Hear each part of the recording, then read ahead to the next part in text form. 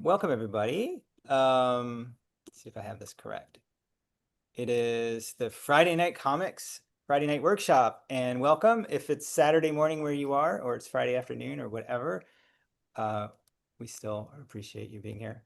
That's a slide from last week because it was July 4th last week, so we'll skip over that. This is the We Believe in Comics workshops at the Sequential Artists Workshop, and if you don't know where we are, that's SAW. Oh wait, there we go. There we go. We're a nonprofit. We're a 501c3 nonprofit. We have lots of online courses that you can find at sawcomics.org, and that's how you can find them. We have a couple more sessions with Rob Clow coming up. He is teaching about how to come up with stories and how to pitch them. Oh, it says next week Aidan Koch, but that's today. Next week we have Glynis Fox. I'll tell you about that in a second. See, I didn't do my duty because I was hanging out with Margaret today. Anyway, you can also find out about the year-long program that we offer every year. Starts in September, right after Labor Day. And if you're interested in coming to a free session where I'll run you through the whole thing in an hour, go to sawcomics.org and you'll find out about that. That's Rob's thing. Oh yeah, and the Graphic Medicine Summit is coming up next weekend. That is 3 days of online presentations and workshops and talks and readings, and we're doing that because there's no official graphic medicine conference this year. They took this year off, so we're doing a sort of 3-day thing online. So go to sawcomics.org and take a look at the list of things and sign up for those. Donations. Thank you if you donated today or any other day or any other time. It helps us keep these Friday night workshops free. It helps us pay the instructors, and it helps us not become a one-way bank like Popeye over here. I'll let you guys read that on your own. What else do we have? Please no inappropriate speech or imagery. Please keep it PG-13 when we do all the sharing at the end. You can share with the hashtag Friday Night Comics, and you can tag us at Comics Workshop, and I'll put Aidan's in the chat, but I think it's Aidan Alexis Koch. And you can find us at members.sawcomics.org.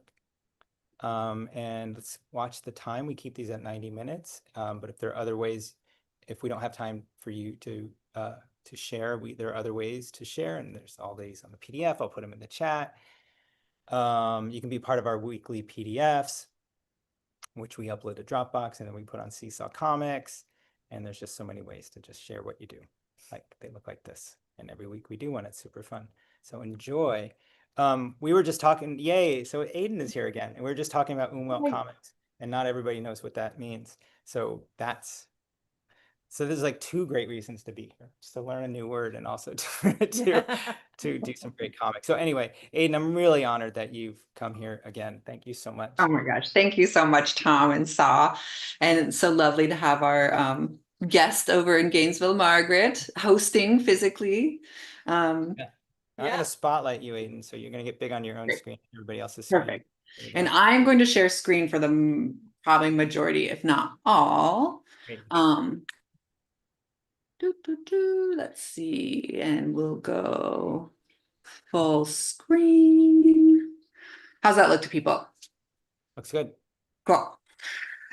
Cool. So thank you so much, everyone, for joining, and welcome to my little free workshop on Umwelt comics, which, is an experiment. Whenever I do workshops, I kind of like to play around with new ideas and new structures. So we'll see how this one goes. But if anything, yes, you will learn a new term and perhaps explore some new ways of imagining telling stories. So first and foremost, Umwelt. What is it? Where does it come from? So Umwelt is a concept introduced by Jakob von Uexküll, meaning environment. And he kind of came up with this concept in, I think it was like 1908 or so, early 1900s. And he was a biologist, and he was trying to kind of grasp how to conceive of non-human perspectives. So another way to kind of describe this would be the sensory-perceptual world. And yeah, he kind of saw it as being like, oh, every individual, and particularly every living organism, has a different way of seeing reality, which in some ways is a very like far out idea. But then when you start thinking about it, I think it's very interesting, and it kind of messed up the hierarchy of humans being the conceivers of reality, that the way we perceive is the way the world is. So his idea was really interesting, being like, wait, we're just one species among, thousands to millions. The way we see the world is just how we see the world. Every single creature has a different way in which they perceive their existence. They perceive the existence of others. And those are all different. Those are all done through different senses. And so your senses being kind of your physiology, your physical body and how it exists. So yeah, attunement to something like the magnetic poles, which we believe many migratory birds have. There's something in their body that senses these poles. So it's part of their perceived reality and it affects their ability to travel. Or vast olfactory glands like dogs, in which, I think that's a really kind of easy way to step into this concept of like taking a walk with a dog and it's smelling everything. Because they have this ability to, see the world in a different way through these smells that we don't have access to. Yeah, and just because we don't have access to it doesn't mean it doesn't exist. Yeah, so it's a really cool way to think about what's out there, and yeah, what I don't know, what we don't have access to, but in like a cool, exciting, interesting way. Yeah, and that this, this can even be think or thought of even with humans in terms of certain people having color blindness, for instance, or being deaf, that like personal physical ability can also define one's idea of what reality is. And there is no like one version of reality that is, real. Everyone's is real based on what they themselves perceive through their bodies. So yeah, this is really important when you think about characters, and you think about their experiences, what motivates them, what is meaningful to them. And I think especially when you start imagining a non-human character, so being able, to try and step a little outside a purely anthropomorphic version of a character and be like, okay, what are things that maybe I don't understand, but I should consider in a non-human character? Um, yeah, so just kind of talking about some of those differences, differences in perception. So yeah, sight is a really obvious one. So the way light is perceived or color, having access to different ranges of color, which we know a lot of species with eyeballs do. They can see more colors than we can, or they see less. Or even the difference between nocturnal, which is night vision, and diurnal, daytime vision, or maybe crepuscular, which is kind of the dusk and dawn. So animals that are highly adapted to these different environments, yeah, what do they see and how do they see it different than we do? Hearing as well, like whether snakes can feel vibrations. And so what might that feel like to them? Smells and pheromones. And I think pheromones, especially when we think about like insects, are something we don't know a ton about, but we're learning more and more. Especially something like ant colonies. How do ants communicate with each other to find a food source? It's what we understand is it's largely through pheromones that they excrete, and different ones have different messages encoded in them. Feeling and touch. So even for animals that don't have eyes, how do their bodies essentially see? And even something like electricity and magnets, like things that, to me, I'm like, I have no idea. Like, what is it like to perceive electricity in your body? Which maybe I'm just not attuned to, but I think other animals probably do it a lot better than humans. So those are just kind of some areas, or like the main kind of senses in which you can start thinking about different types of perception. So yeah, Umwelt in comics. It's a pretty far out idea in some ways, but I was kind of thinking like, you can only take it so far in the sense that like we're all of the attendees are probably human today. And and we're going to draw and share with each other. So, there's like an understanding that to make an Umwelt comic is essentially flawed. And even when we do these kind of like charts and representations, like those are made for human audiences. Like they're not actually how those creatures see because we can't see how they see. So we're making like these conceptual models of how we see what they see.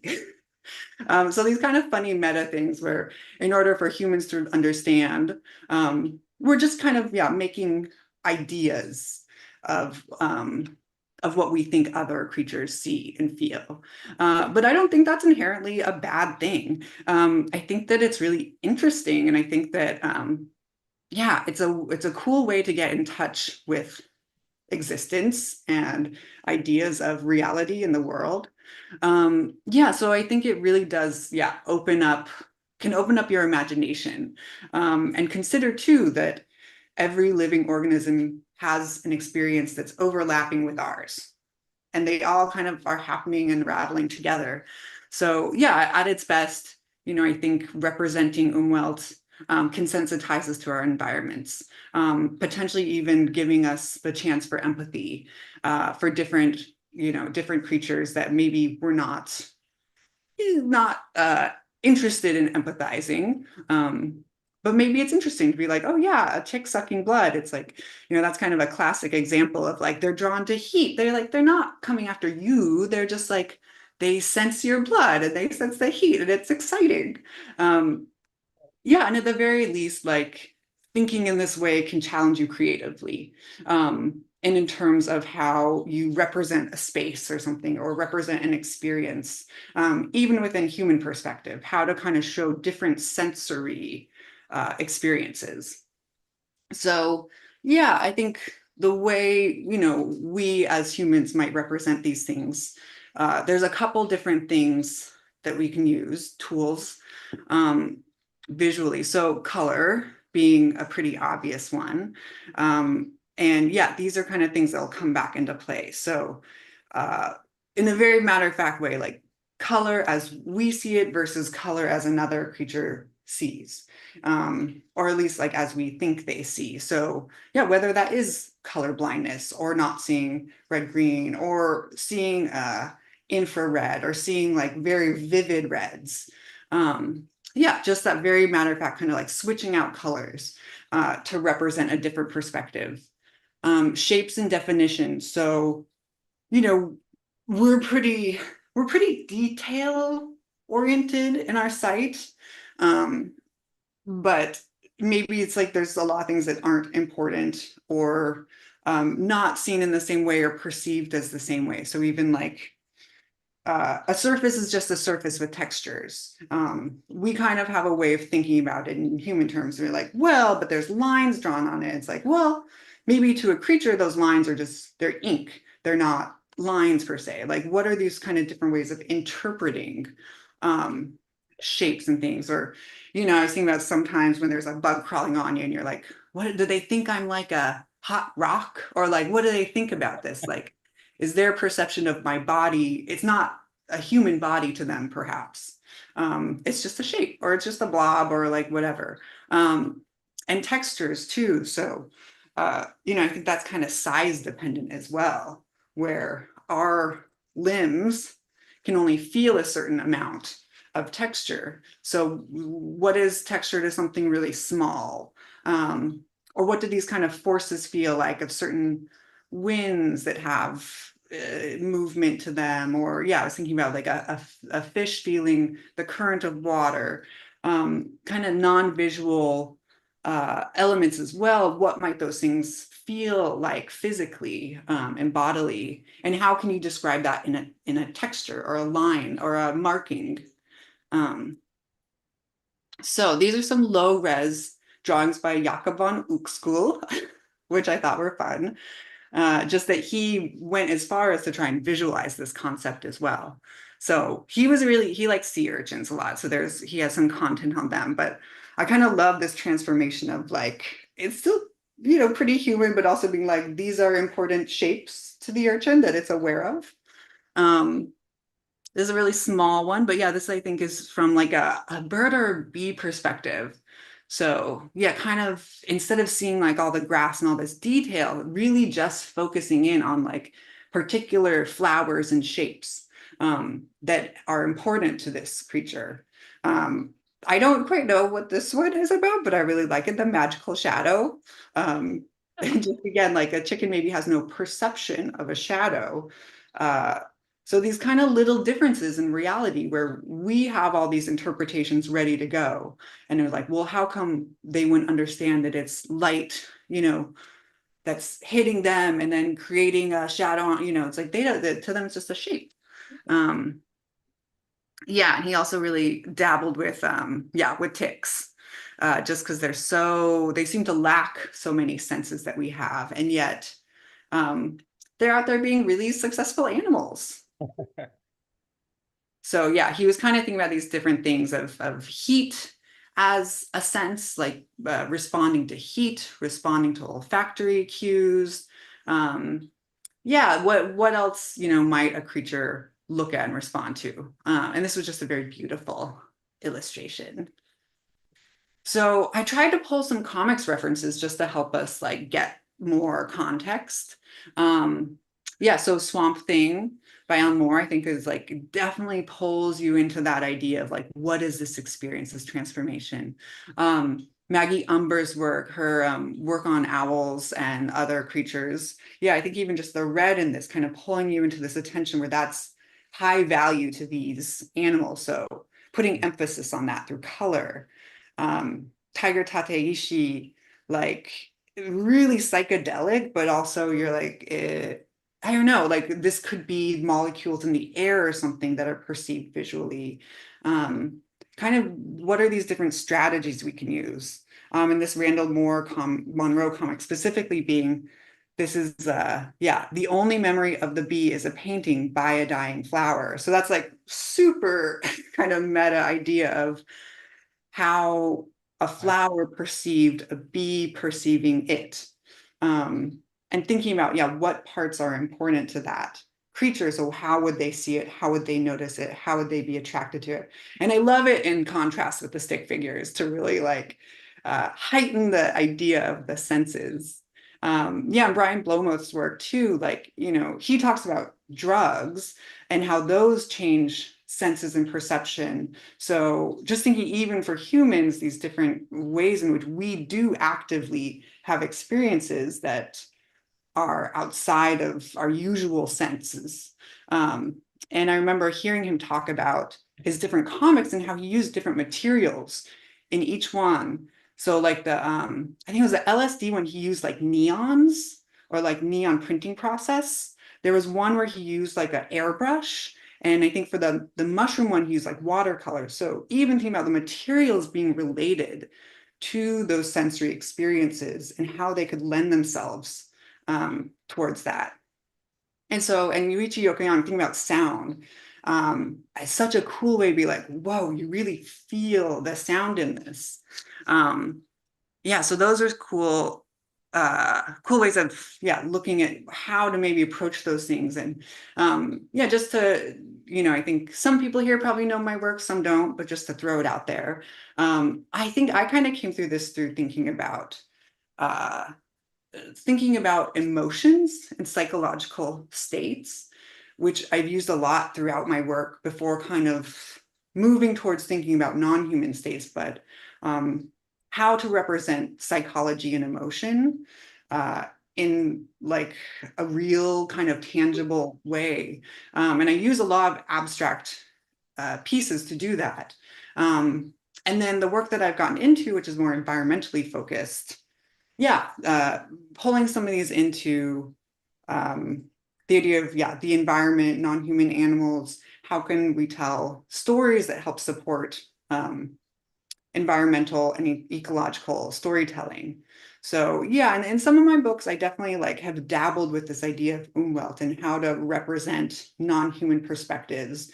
This was like a story where a human used to be a fish and they're talking about that experience. And so we get into this like weird abstract kind of landscape where, they're talking about how it felt. So I'm using kind of these different visual strategies to think about that. And then the human world is kind of just pretty basic, like simple representational. But yeah, kind of using these abstract elements of this kind of overhead of a road, which then transforms and you get to see this like bird flying from overhead, and then it's following a river. So just little strategies of like whose perspective are we seeing from? So I want to take us into our exercise now. Um, and so for 6 minutes, I'm going to have us do a free write to just kind of give us a foundation to be thinking and feeling from. Um, yeah, so this will be observation time. And for this 6 minutes, I want you to use your human perspectives.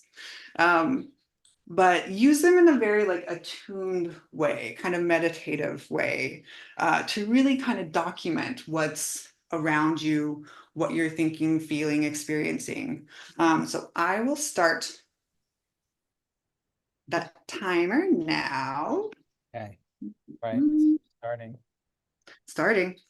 Okay, wow. Okay, so I'll just read these, but let you continue on your own. But so what does the room that you're in or space look like? What kind of objects are in it? How does it feel? Note the temperature, the size, the light, the surfaces. What do you smell? And where are the smells coming from? What kind of sounds do you hear? And are they constant or intermittent? Are there significant colors or shadows in the space? And describe the way your body is interacting with different objects or surfaces.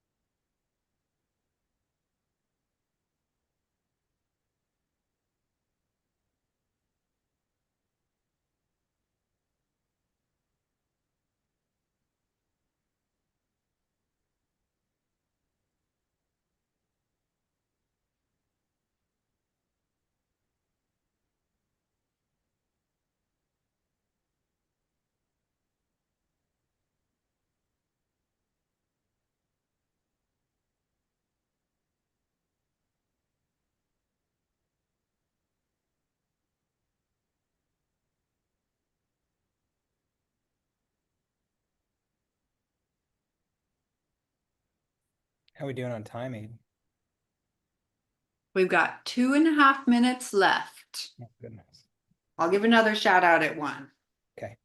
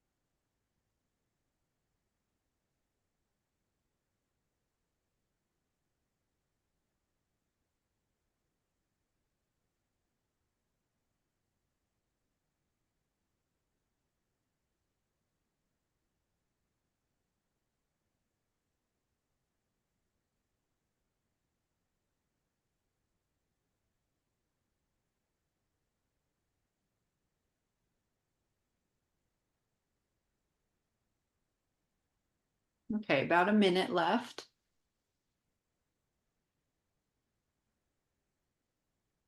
Maybe in the 6 minutes, has anything in the room changed? That's a great question.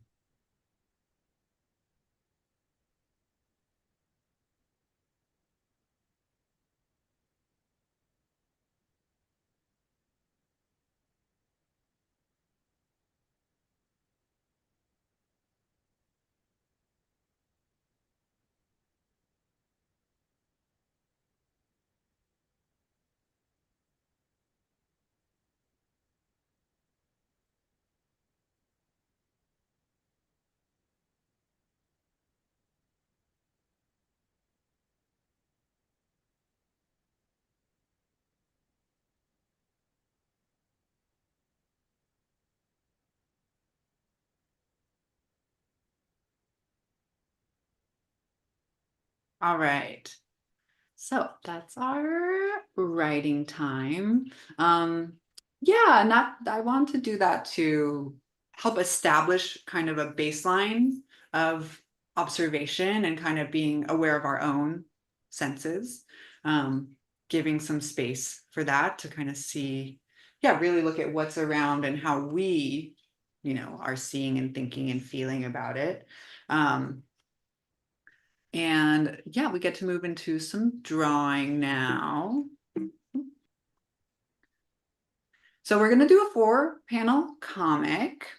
Um, and yeah, I was thinking instead of focusing on maybe like what one real species or non-human organism perceives or how they perceive, uh, to be a little looser with that. Because I think this is, this can be a really new way of thinking for people.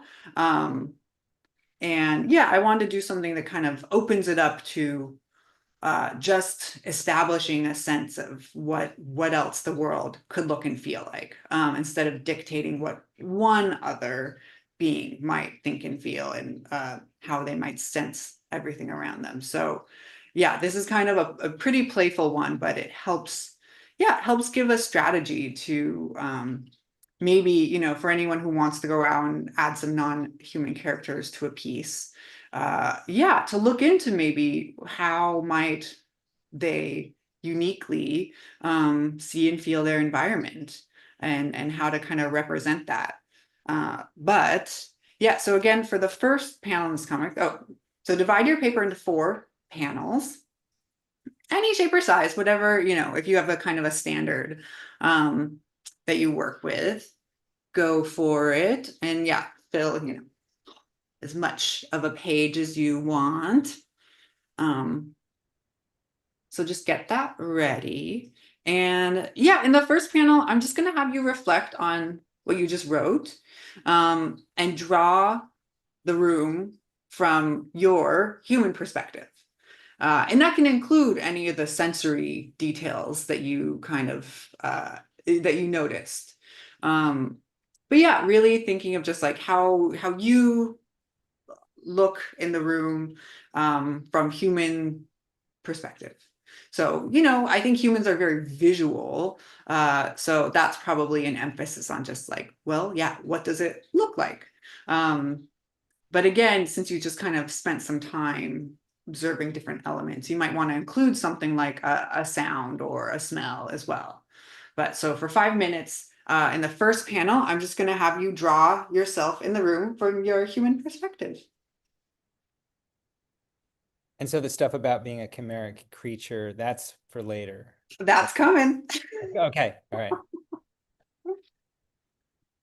Yeah. Don't read too much yet. Okay. Just do the first. Okay. In the first panel, draw yourself in the First room. panel, human perspective. You're in the room. Cool. 5 minutes and your timing. 5 minutes. Time is ticking.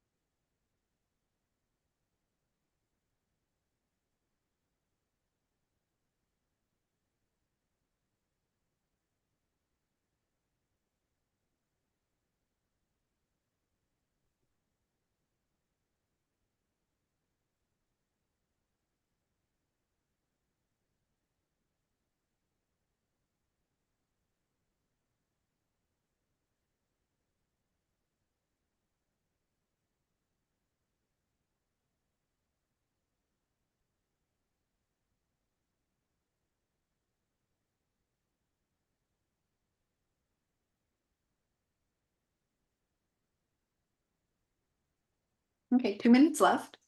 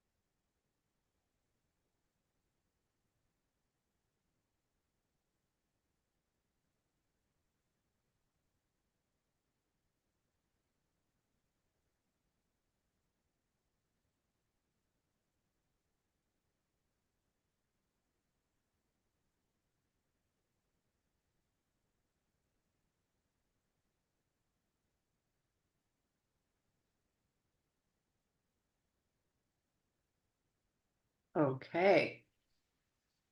Okay, so panel one should be done, which is, yeah, from your human perspective. And now become a chimeric creature. So yeah, again, I was thinking of what would be a fun way to kind of step into other senses, and perhaps how one might kind of embody it to then think about how to visually represent other ways of perceiving. And yeah, so maybe we'll kind of start with our own selves, but then let's change some stuff. So I would like you to change two of your senses in your imagination. And this is just kind of a list of possibilities. So, do you have more limbs? Perhaps are you colorblind? Do you have more eyes? Are you nocturnal? Does your skin see? Can your tongue feel vibrations? Can you sense through echolocation? Do you have hooves? Is your hearing more sensitive? Do you smell pheromones? Is your body entirely stationary or a blob? Um, Hmm. so kind of pick two of your senses, and change it in some way, or imagine changing it in some way. Um, I think there's a lot of possibilities, of course, for visual changes. And maybe there's a particular animal where you're like, oh, I always wanted to, fly. You could use that. So something, yeah, like having wings and being able to fly, or being very, very small, or being much bigger. Choose yeah, two like kind of physiological characteristics, um, and change those. So I'll give you just maybe, 30 seconds to figure out what those are. Oh, so we're not drawing yet. We're just figuring for 30 seconds. Thank you. Or you got Or them, Tom? You figured it well, out? no, no, I haven't. But I mean, we're not on panel two yet, quite yet. No, give a minute, because like, yeah, make a note of what these changes are, because you'll use those changes to do Okay. the following panels. Okay. Um, these are your new senses. Mm. Margaret, you got to try this.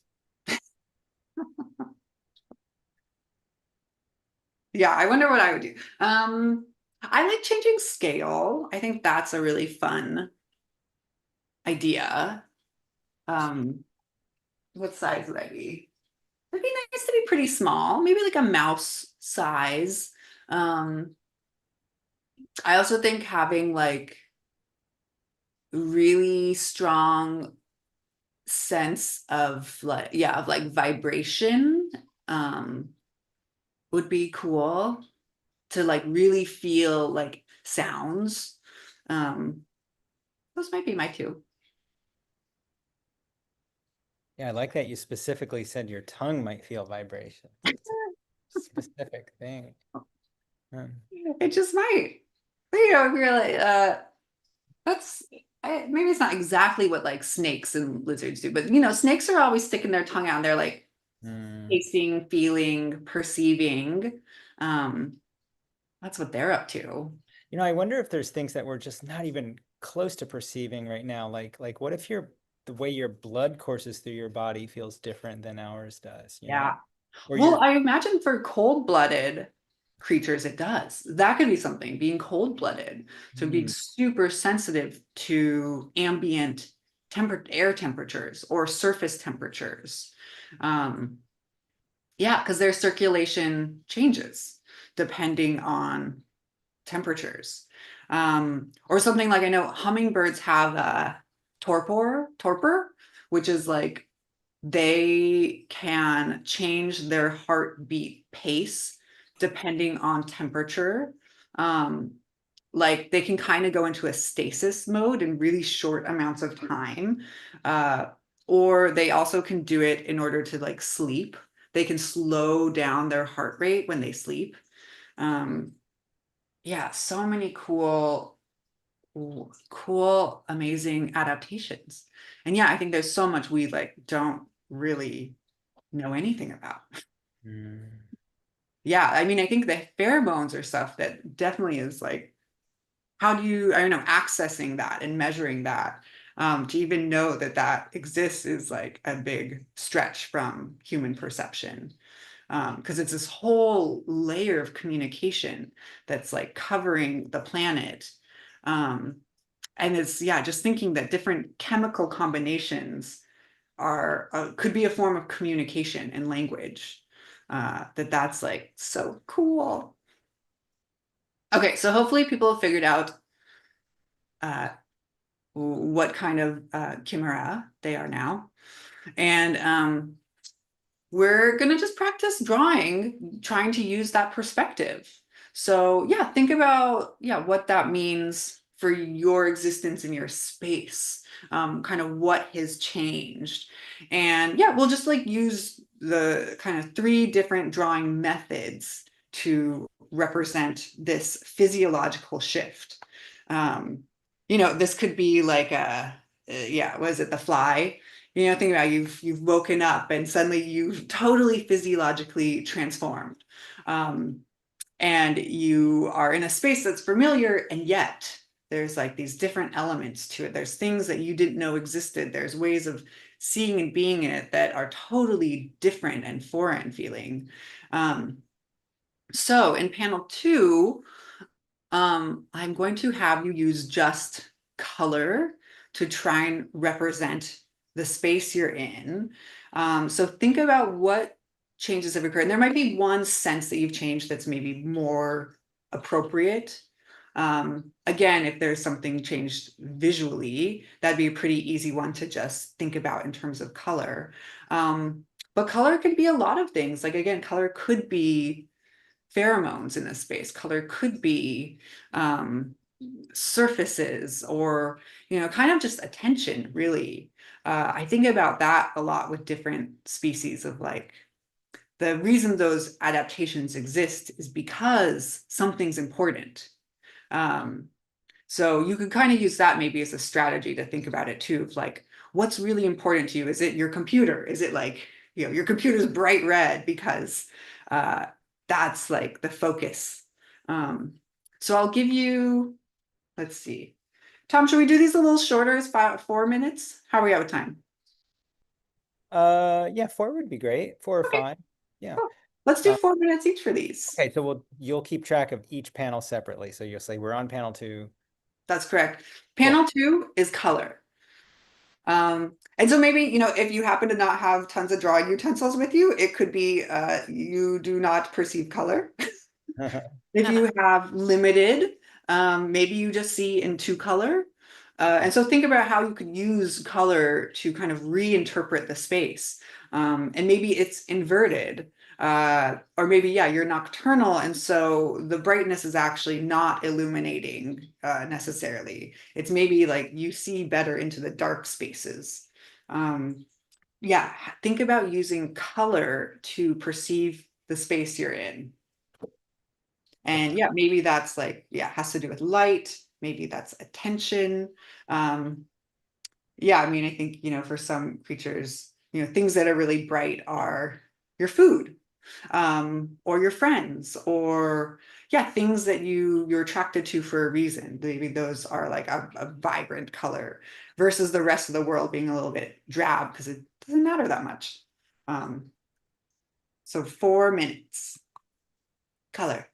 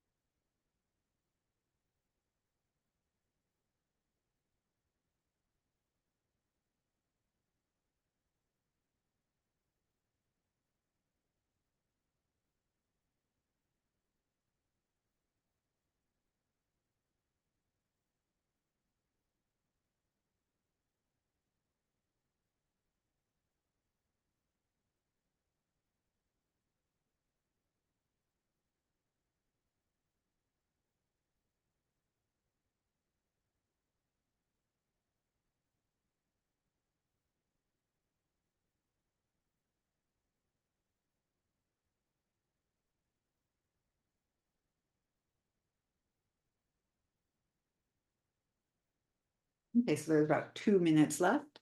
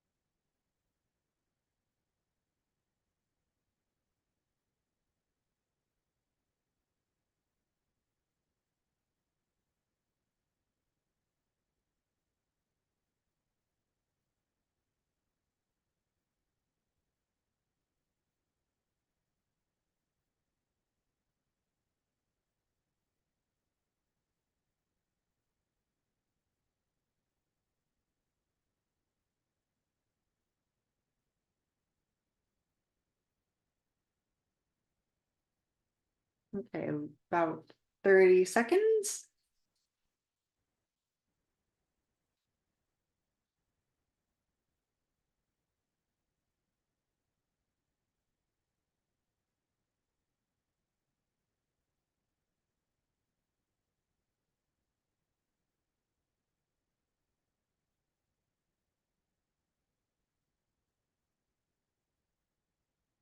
Okay, if you want to wrap up your second panel. Cool. Cool. All right, so in panel 3, you are going to draw the space again, but just using shapes. So I was kind of thinking of like that sea urchin piece, Hmm. uh, a kind of the ways in which we perceive certain details, like like drawing on a piece of paper, or text on paper. We perceive a lot of things that are kind of built into materials, uh, that we're registering and we're interpreting, but that may not be true for you anymore. um, so yeah, kind of what are the ways in which your new senses perceive the things around you in shapes? So this one probably is more about, has something changed physically in terms of your body? Whether your appendages have changed, whether the surface of of your skin is different, if it's furry now, or whether you have tentacles, I don't know. Anything could have happened. So yeah, kind of how those elements now perceive space. So thinking about, if you're kind of feeling your way around, what shapes, what are the shapes? And some could be really abstract, and some might be highly, highly detailed. Again, kind of thinking about what's important to you in that space. Because I think this is something we do pretty actively, in which we notice certain things in high detail, and other things we don't really think about at all. Um, so it could be something like that, where it's just like, oh yeah, I never really look over there. Like it's kind of just blobs. So like what's the shape of those blobs? So yeah, in 4 minutes, uh, panel 3, drawing your space in shapes. And again, shapes could also be like, how do we sense those shapes, not just with our eyes, but Mhm. with our whatever senses that we're picking up on temperatures and other things like that, Yeah. Yeah, Yeah. for sure. Whether there's like hot shapes and cold shapes. Um, what are the kind of different values attributed to these materials? And I think you can start to get really curious about the things around you. And the timer's on, right? Timer's on.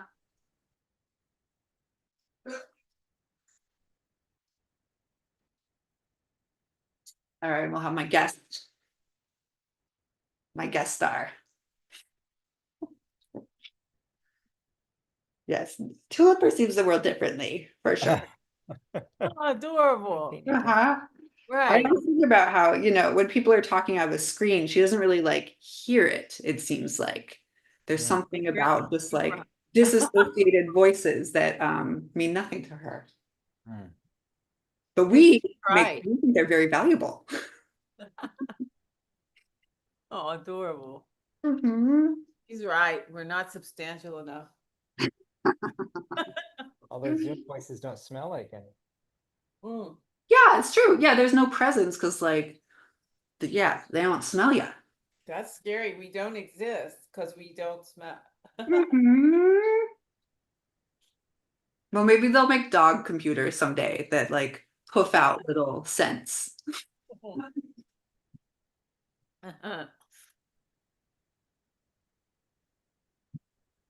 All right, so you have about 2 minutes.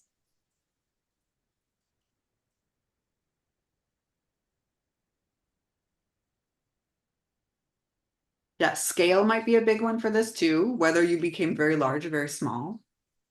Um, certain objects you are used to could be, yeah, could kind of disappear or become gargantuan.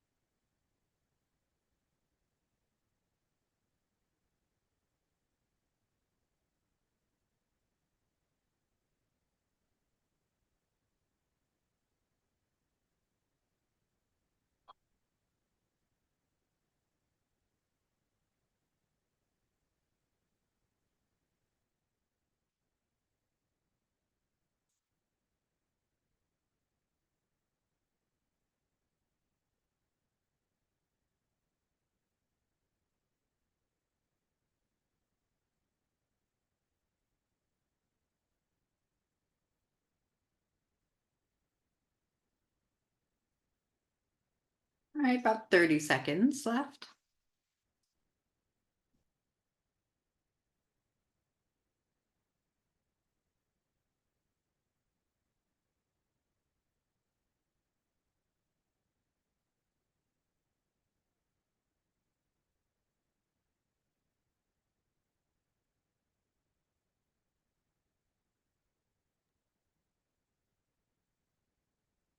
Okay, if you want to wrap up panel 3, shape world, we'll move on to our fourth and last panel in our transformed bodies. So for this one, I want you to think about mark making. So mark making is a way to kind of recognize difference. So kind of texture, pattern, yeah, the way you mark lines. It could be that you use different materials of a pen and a pencil or a brush. Or maybe it's something like stippling and cross hatching.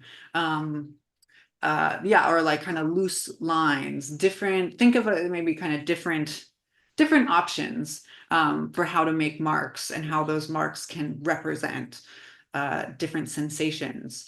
So yeah, again, drawing your space using texture.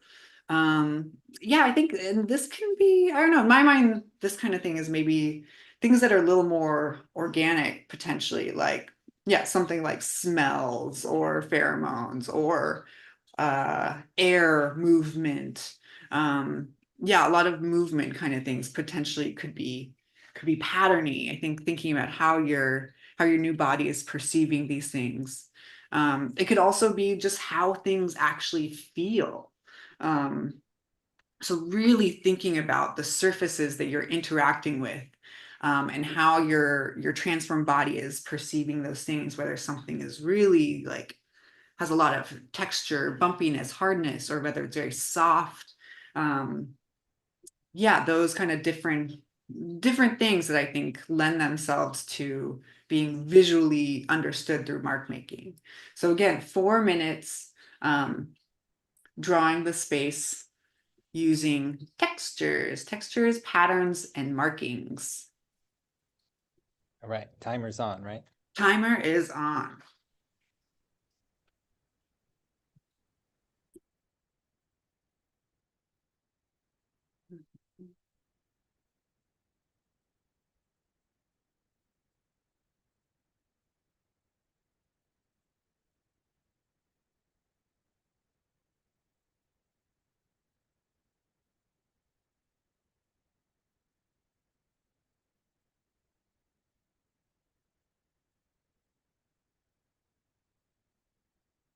Oh, there's a raised hand. They might just want to share. If you guys want to share, just hang on. Okay. Or it was an accident. Sometimes Zoom actually, if it sees you do something with your hand, it raises it automatically. It's been weird lately. Wow. Yeah. Yeah. It's been weird. Gosh, yeah. How does like Zoom and AI perceive? Oh my God. I like animals more. Gosh.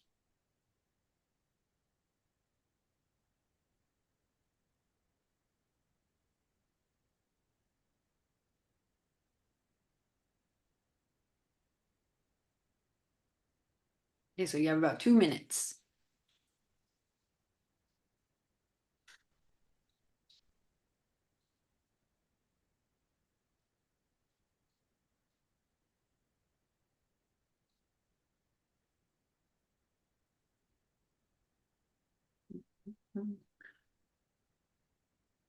Yeah, and while these are all, separate drawings, one thing I was thinking about that's kind of a cool thing about thinking about these different strategies is like, if you could scan and kind of layer these all into one image, and it'd be this like multi-sensory version of the space. That yeah, if you kind of could start combining these different elements, and you can get these really dynamic interpretations of space that yeah have all these things that are yeah not just visual versions of reality, but can incorporate these different ways of seeing and feeling and experiencing. Mm.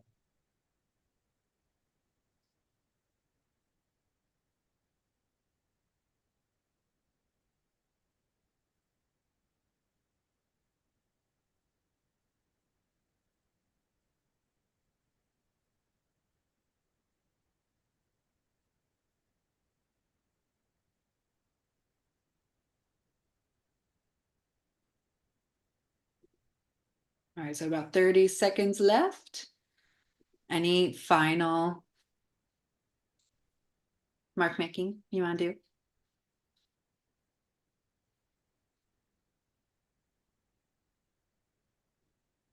Yeah, and for sharing, I was kind of thinking these were the questions that came to my mind first, which is, of course, wanting to hear what your transformations were.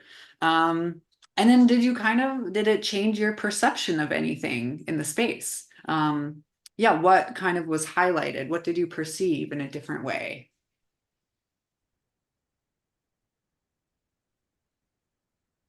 Okay, so that's our final panel. Tom, what did you choose? Well, I did a sort, I was really, I sort of went with the flow, like it changed a little in progress, but I wrote skin sees temperature, which didn't really exactly mean exactly. I mean, I don't know. I sort of explored what that might mean in the panels. Ah, I can show you if you want. And then I wrote eyeballs dim. Um, and but I mean, I'll show you. Should I start the sharing by starting on my own? You want to see? 'Cause please. it was really fun, but I don't tend to, I don't want to ever take up too much time on this, so I'll show you really fast. So like here I am in Margaret's house. Wait, I need to spotlight myself a little. So that's me there in Margaret's house, which has all this beautiful sunlight coming from the Oh, yeah. and then my dim eyeballs only registered the sunlight in the computer screen. Yeah. And you mentioned food, and I realized I had this cup of coffee and this glass of wine here. So in the shape department, I needed to bring that in, and the cold air coming from Yeah. Margaret's conditioner is that there, and the sunlight took a different shape because it's so grand that it sort of came big and down, and then texture sort of followed this a little bit too. Whoa. It was Yeah, really no, I think too, like we're like, well, we know windows are rectangles, but when you're thinking about light, it's different maybe if you kind of squint your eyes. Yeah, what's actually no, lit. it felt Um, different too. Like it feels like it's just completely going into my head in a lovely way. So, um, so that so that's what I did. Should we take a look? We have some people raising hands. You want to take a look? Yeah. Okay. So we have Alan and Lynn and Miles and I'll remove my own spotlight. Alan tends to want to Yeah, share. I have done mine on my computer again. And Right. no, based on what you said at the end, I think I may have done it slightly wrong in that I didn't draw like you mentioned you could superimpose them. I actually drew different angles for the different ones. I didn't draw the exact same scene, so maybe I didn't do Oh it. no, that's cool. I was thinking that too, of like depending on your scale, like, we think of we're looking at human line, which is maybe for most people sitting down 3 or 4 feet up. But then, if your body changed, who knows where you're seeing things from? So there's my first drawing. I hate the shoulders here. Honestly, I'm still getting used to new software. I used to use Adobe Illustrator. I'm kind of trying to get away from Adobe, so I'm using this open source program. I'm not used to it yet. So it's Inkscape. I'm still not used to it, so my drawing's a bit rough. But anyway, there's me sitting drawing on the tablet, which I kind of hold in my lap in an awkward position. But anyway, and then for color, the transformations I decide on were small size and also echolocation. Ooh, So great. so I figured for the color, and here I'm looking to the left. So the closer they are, the bluer they are, the farther they are, the redder they are, as I saw. So you can see in the foreground, that's actually the arm of the chair there. As in the back, there's a wall and a bookshelf, there's a futon and a carpet. You can just barely see based on the differences in shades, depending on how far away they are. For shape, that I'm looking straight forward at my desk and my monitor. And here I did kind of the gradients, the shapes, figuring that, okay, so again, the lighter, the closer, so they're kind of making out the shapes, but without color. There are blinds, there are blinds behind my monitor. I happen to have two cups, plus a yogurt cup on my table, on my desk in front of my monitor right now. That's what those are. And it's my tablet. Cool. And the last one. Facial perception. Last one, I don't know. I just figured, okay, I'll use rougher kind of hatching for rougher textured things and longer, smoother lines for smoother textured things. Here I'm looking to the right. You can see, again, the right arm of the chair with very rough texture because it's a soft, rough arm. Whereas because of small size, kind of looking up at the bottom of my desk here, that's very rough. It's wood, rough texture.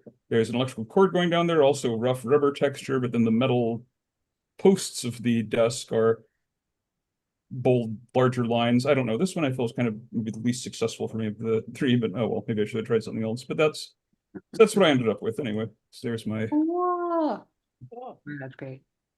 stop sharing. There we go. Awesome, Alan. Thanks.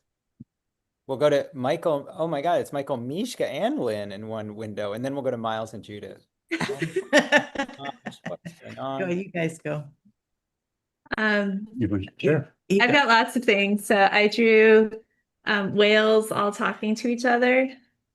We weren't exactly on topic. We were a little overexcited seeing each other all This is together our in first real time. life, so it got a little crazy here. And this is, I was imagining like bees seeing me walking around in a flowery dress. And then I was thinking about hummingbirds and hibiscus. And this one I like is, I guess, like the shape and the color that like fireflies, because Lynn promises me there might be fireflies later. Yeah. So that they like think about their territory. And this is us sitting outside in the room. All right. In the room outside. The room outside, the yard. There you go. Yeah. So I have us sitting in the room inside from behind. And then when it came to, my mind just went off course, sort of. So I drew my dog Jasper here. Oh no, and this starts here. Here he is in real life. And then here he is, sort of the way I see him, the way he sees the ball. And what I really wanted to show is he looks at this like, ball, and it's huge. I mean, I just couldn't figure out a way to draw him. To him, it's like a friggin' monster, and he growls at it, and I just couldn't figure out how to draw it. But anyway, it was fun. Yes. So yeah. Michael. Michael drew us. Oh, no, Yeah. I don't want, yeah. Oh, come on, just Michael. Yeah. Whoa. You all went a little rogue. It was great though. It was fun. Yes, thank you for the prompts. Yeah. Absolutely. Thank you. Great, guys. Thanks so much. We'll go to Miles next and then Judith. Thanks. I have to go put these. Let's mute.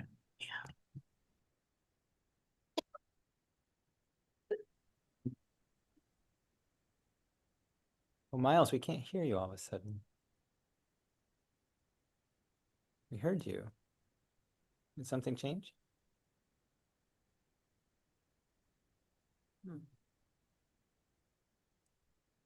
Right? We heard it for a second. No. You want, you want to try and figure it out? We can come back to you in a moment. Okay. All right. We'll come back to Miles. We'll go to Judith. Hi. Hello. Okay, so let's see. So the first one I just moved and I put my desk in my kitchen, and it's when I'm sitting here I can't think about any other thing, and I have a big bulletin board. So I just did that. I'm just sitting there and that's what I was doing. I started to do stuff before you said it was just gonna be color. But I ended up saying that the two things I would choose is that with my eyes closed, I could picture everything. And then there's like humming and vibration and thrumming and so forth, and that's what all that is. And Yeah. then the shapes were just the rectangles of my computer and the desk and the stuff on the wall. And then the last one was basically this, which is, I have to say that all of the things that you were saying were enhanced, are kind of what it's like all the time. So I don't really, I couldn't tell the difference between, there's no difference. It reminds me of years, well, it's been a while, but when I used to take LSD, my paintings looked exactly the same when I was stoned and when I wasn't. Everything else was like paisley and swirling. So I feel like that's kind of it's one of the reasons why I think I have trouble just being in the world, because I'm usually just, like that. So that's pretty much my reality right there. What Wow. did you call it? You used a phrase. I wrote it down. The perceived reality. Perceived reality. Yeah. Like So I felt perception. I love that you said that about not only every creature seeing, but it seems to me that people, Yeah. like everybody around us, are seeing things and understanding things from their point of view, and it's different than ours. And it's really important to remember that. Yeah. You know? Well, I think too, like humans are so complicated because we do so much interpretation. So our interpretation also changes our perception. So we're really messy. Like our fantasies change reality, our history changes reality. We've got a lot going on. Absolutely. And also people carry their trauma with them throughout Yeah. their lives, so that, you might think that you're reacting to something that's happening, but it's the 3-year-old is reacting. And, Yeah, anyway, I'm amazed that anybody gets anything accomplished at all, to tell you the truth. Oh my God. Thank you so much for sharing. Thanks. We'll go to Miles again and see if Miles figured that out. We got it? Okay, I plug my headphones in. Does that work? That works. Yeah. Okay, Yeah. cool. So, I was doing the test. My gotta adjust my light again. So this is my first panel. I use my mirror because I'm in my bedroom. Just me sitting drawing. And this is my color panel. I decided to be a bird, and I was gonna have multiple eyes, but that kind of fell off. So but I went up really high and I did my colors. And so I've got there's a lot of pink, and then there's a blue yoga mat that I've left, and then just some neutrals because I don't have my walls are white. And then I have this chain, which is literally a bird toy. It's just pipe cleaner chain that we made at an art retreat. So that's it's got all the colors in it. Beautiful. And then for my shapes, I did my hold on, it's got the thing. Oh, I have a bunch of mirrors because I have a mirror problem, and that's what all the stars are like my mirrors because they're my shiny shapes. And then I have some, my curtains are shut, but I have my little light streaks through the window. Cool. My Yeah. perch that I made for my cats, which would also be probably very appealing for the birds. And then just the yoga mat again. Then my textures, forgot. This is just, I've been just kind of taking them. This is the chain again, because it's actually like it's pipe cleaner, so it's very fuzzy. And then this is just a pattern on my dresser. And then this is the yoga mat I have. It has a bunch of cat prints in it because the cats like to claw at it. So I'm like, the bird would probably do the same thing. So I just have like little bird tracks. And that's it.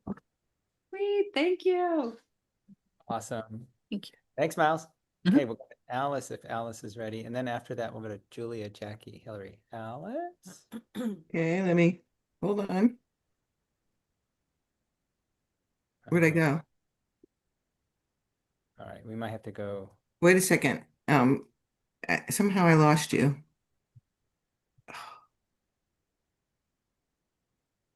Maybe. No, I got it. Hold on. There I am. Okay, you see me now? Yeah, there you go. Okay. All right. So my first one is me over here, and I noticed that I can see my glasses. So I drew myself looking at my desk through my glasses and then out onto the porch and the fan. And then I was a bug, so I could see through my multifaceted lenses. And then I could also see these swirls are the smells, and I'm looking for blood, and blood is blue to this bug. So it can kind of see the smells, and then there's more blue in the eye where the smells are. And here is the pattern is the skin, so that you can see the skin hairs and the smells coming up and the skin cells. And then the pattern is just mostly seeing all the smells Wow. in a pattern. Oh my So gosh, great. Did you find blood, you think? yes, it did. It found the blood and it was just full of all the smells and very happy after it landed on the skin. Yeah. Excellent. Good way to look at it. Awesome, Alice. Thanks. We'll go to Julia now, and then Jackie, then Hillary. Here we go. So I loved having to think this hard. That was so fun. Thank you so much for that. I didn't get to apply water yet, so the colors aren't as strong. I was already, like what Judith said, I was already feeling my space more than seeing it, and just how everything feels heavy today. So that was my first drawing of the space. And my two senses were to increase my sense of smell, and also, like, cats have whiskers and they can feel the space, they can feel the dimensions, like how we see it.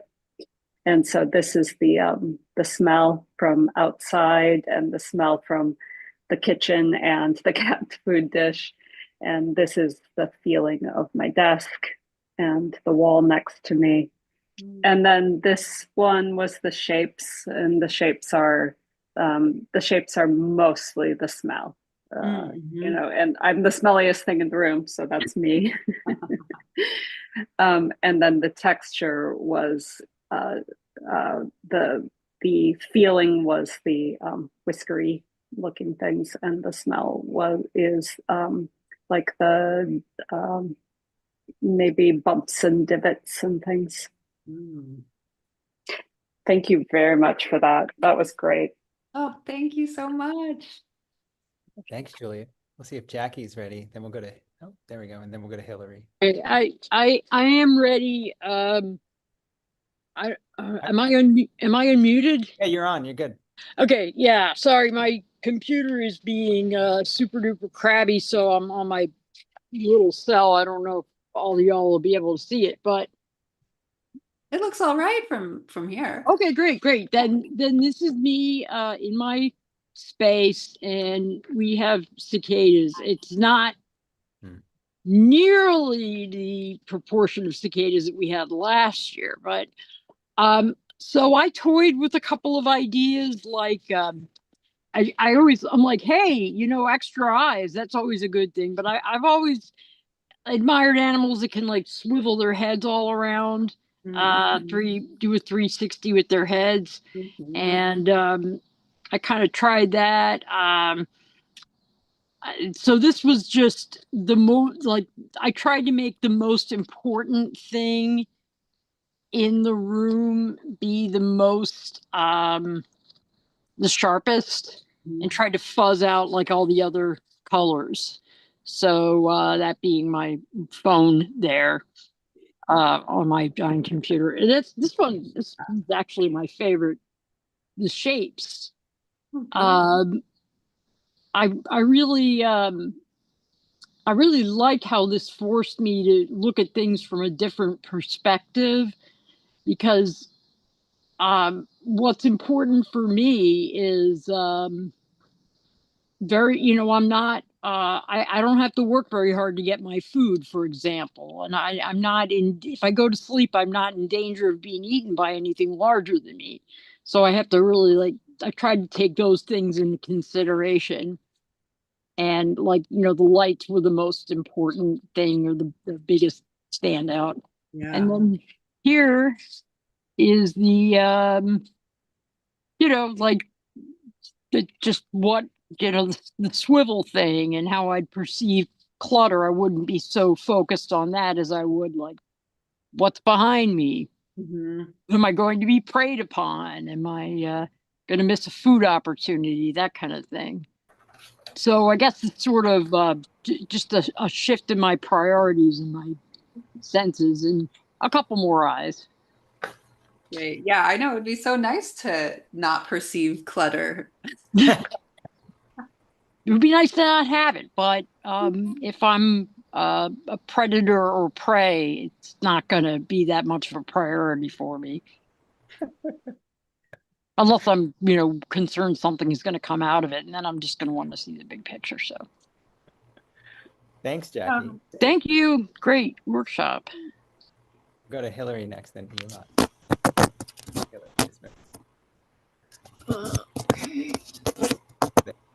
Oh. Hello. Thank you very much for this workshop. I had never heard of Umwelt before, so this is very exciting for me. Oh, wonderful. Yeah, let me try to get a little more light on it. Okay, so, no, okay, panel over here. As I was sitting here, I realized I'm surrounded by a lot of hard edges and rectangles. So I switched to diagonals on the panels just to try to interrupt the rectangles. Cool. And panel 2, I decided to untether myself from gravity. I don't know. That's what I went with. That's what was in my head. So I took off into space, and panel 3, I'm floating in space. And what I really liked about this was getting untethered from gravity. Everything becomes round rather than rectangles. And so then panel 4 is just a bunch of space swirls, a little bit of stars. Oh my gosh, great. Yeah, I mean, I think like all the little tiny microorganisms that are so light that they're essentially unaffected by gravity, just like their mass is so small. What a wild thing. Yeah.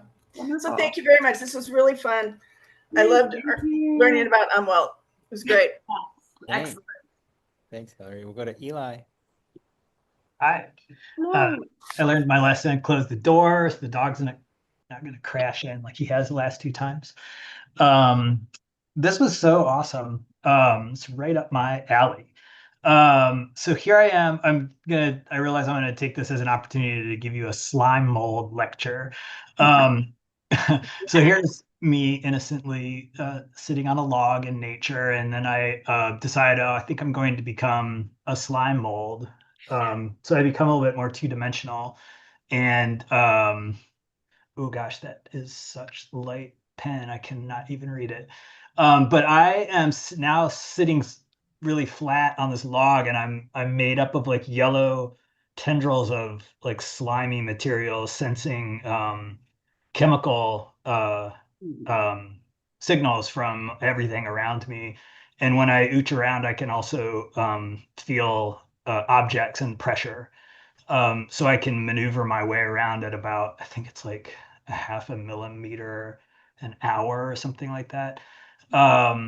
Looking for bacteria to encircle. And so I was kind of messing around with watercolor, and these are supposed to be like little like lightning bolts of chemical signals, but they look sort of like carrots that hit a rock while they were growing.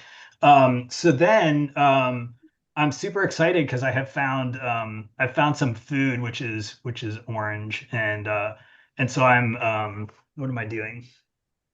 Oh, I start replicating and making more of these little fruiting bodies all over me and sending out spores so I can get bigger and bigger and keep sliming around. And everything around me is just kind of gray. I was able to clean my palette off on my watercolor thing, which was very exciting. I got rid of all my colors and turned it into this gray. And now I have a nice white dish to work in. What else is happening? I'm getting kind of lost in my excitement about science here. Oh, and I take advantage of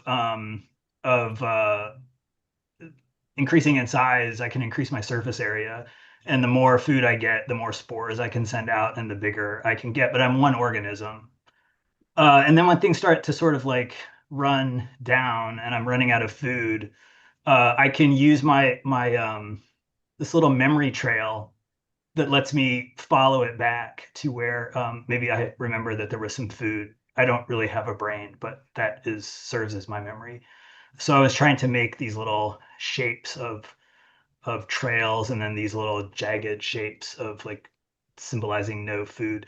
I was really challenged with the abstract part of this exercise because I'm like Mr. Fact and Mr. Information. So I didn't totally succeed with that, but I assume it takes a lot of imagination to even, I mean, really think about slime molds. Like they're so different from humans. So even being like, yeah, what's it paying attention to? Where does it want to go? Like even thinking in that way is like a stretch. yeah, this was exciting. Thank you. I'm very Thanks glad so you were here much. today. Thanks, Eli. If Shelby's ready, we'll go to Shelby, and then we'll go to Bill, Russell, and we'll finish with Edgar, if that works time-wise. Shelby, are you there? I think so. Here we go. Hi. Hi. I'll be really quick. Mine looks like this.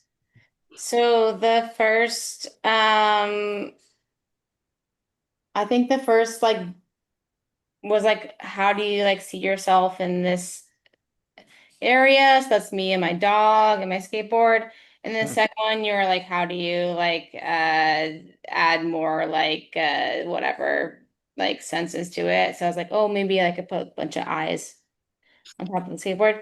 And then the third one, this is some paint cans around me. And then the fourth one is, yeah, this, I don't remember what the fourth brief was, but just Texture. what's up? Texture pattern. Yeah, texture. Yeah, texture. So I put some texture and I put some eyeballs at the end of it. Yeah, that's it. I'll make it quick. Eyeballs going all over. Yeah. Oh, and then like when you started, like I put the little moth up there. Sweet. Yeah. Cool. Thank you. Thank you. Awesome, Shelby. Thanks. We'll go to Bill, and then Russell, then Edgar. Here we go. Can't hear you yet, Bill. What's up? Nope, not yet. That might have done it. No? No. Oh, let's see. You might have to unmute. Hang on a second. I gotta give you permission to do that. It takes a second. Try it again. I don't think we can hear you. Almost. Yeah, There it is. I think we got it. Nope.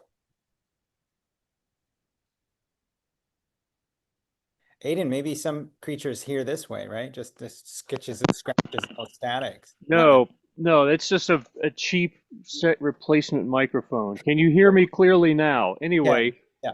first time you asked for different perspectives. So, well, my cats mean a lot to me. So there's first me looking at my cat and my cat looking at things and realizing it's surrounded by giants and wants to climb. And the next one, oh, come on. Why isn't it the next page? Oh, I managed to skip a page. Some of my clutter, I'm terrible about names. Lady in Chicago, I have goat paths. I'm still struggling with clutter. First, colors, a potato chip bag and a cloth bag. Traffic cones. I really need traffic cones to keep somebody from parking next to me in the farmyard again, because my ADD is so bad I forgot a car is parked next to me within seconds. Here we have shapes and cat again. And here we have textures. I tried to show the same floor as grain lines, shininess, smoothness, fabric. And I've got somebody expecting me online at 8:30 sharp, so I'm going to have to take off very shortly. I hope that was worth it to everybody. I always feel like I'm way too slow for this, but it's still fun. Yeah, great. Thanks so much for sharing. Thanks, Bill. All right, we'll go to Russell and then Edgar, and then we'll finish up. That'll be the end. Here we go, Russell. Okay, you can hear me? Yep. All right, so not enough time, but very compelling exercise. So as you'll see, the first panel is just as we described, just where I'm at and what I'm sensing in the room.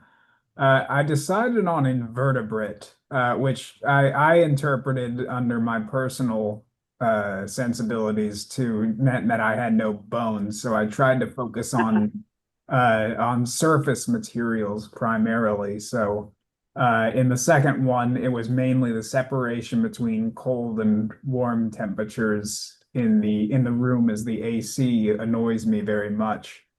And then the second one, I thought that slugs and things is like that must think very much about the way that they can navigate around their environment. So that was just a chance for me to draw that myself wrapping around the table. And of course, then this last one, I just tried to describe using a various textures, what kinds of surfaces there were and how they might translate into, I suppose, ink patterns. Cool. Cool. Yeah. I mean, thinking about too, the idea of not having like tops and bottoms of things, of like, if you can just be vertical, then yeah, that like, I mean, literally just like upends the world. Cool. Awesome, Russell. Thanks. Our final one will be Edgar. Let's see what Edgar's got for us tonight.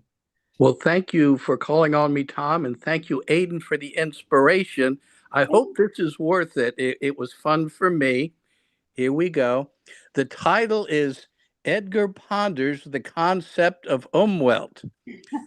Our first panel is Edgar at this very moment, July 11th, 2025, in the world of Edgar today. And I'm looking at Aidan in the little box on Zoom, and the big box says 4-panel comic.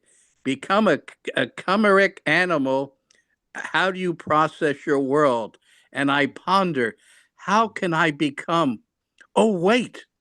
I first became a chimeric animal in 1976, thanks to my brother, Fraser Neely Southey Russell, presenting Fraser's 16mm film adaptation of Franz Kafka's The Metamorphosis. For the first third of the movie, matinee idol Edgar III is Gregor Samsa. But the last 2/3 of the movie, Gregor Samsa becomes a dung beetle. I am now much smaller and on the floor of my room, looking up at my mother in her dressing gown, bringing me a glass of milk. She sees me, or rather, she sees the dung beetle and screams, "Ah!" And the milk spills. There's the dung beetle subjectively fuzzing around in front of the camera. And this is featuring my actual grandmother, Ida Rebecca Fraser Russell, who consented to a rare role.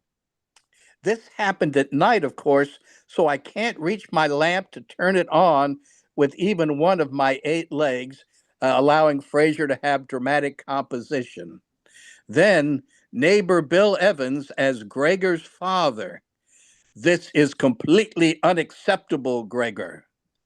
And here I am at the bottom of the floor. I can't speak. I can't explain. I can't transform back into a human. And from Gregor's sadness and embarrassment of his parents, he has no choice but to die. But the good news is this film still exists. It needs to be digitized. Fraser, I'm ready for my next close-up. Wow. Awesome.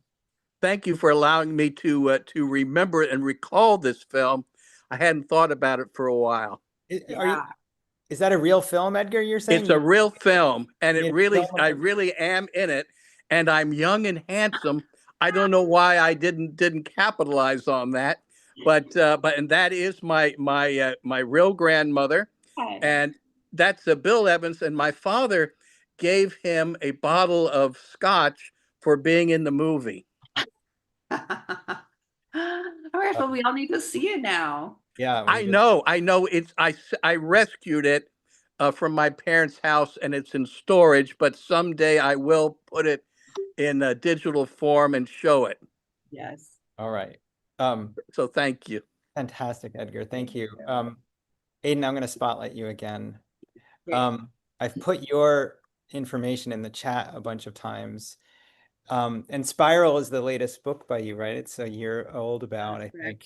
So please go check that out, everybody. Aidan, thank you. Margaret, do you want to say? Thank you, Tom. Thank you, Aidan. My head's on fire. Woo! Great. Thank you guys so much for hosting. You know, I'm a Saw fan for life. Yeah, that's good. I like the Saw workshops where I'm at Aidan. Yeah. You know, you've always, you're one of my favorite artists, and you've always given us in your art chances to perceive things differently. But in the last few years, I don't know how many years exactly you've embraced the environment and nature, and it's so much what we need, And I've heard somebody recently say, like, we obviously we're all kind of screwed. So, and I've heard people say, we can't just go back to nature. We need to go forward to nature. And I love that phrase. And I think you show us how to do that a little bit in what you did tonight. It's like, how can we open up ourselves to see beyond who we are, and see what other parts of nature we can be a part of and learn from. And anyway, I hope because of tonight, we're not as screwed.